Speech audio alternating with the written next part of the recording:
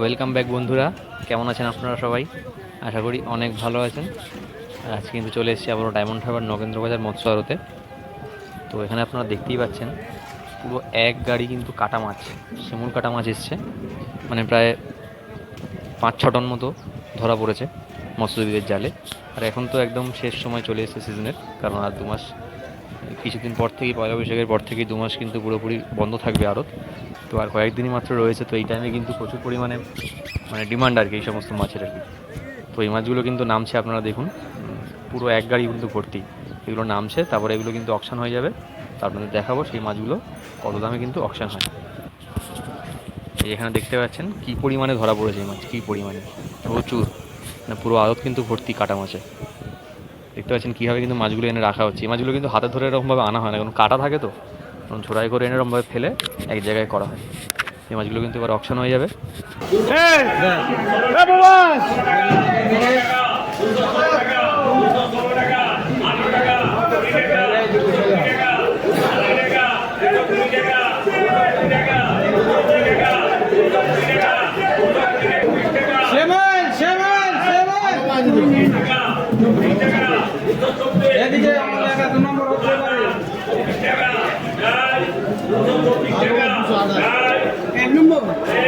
তো বন্ধুরা, এখানে কিন্তু শিমুল মাছগুলো যেগুলো 1 নম্বর ছিল, মানে ভালো কোয়ালিটির, সেগুলো কিন্তু 280 টাকা।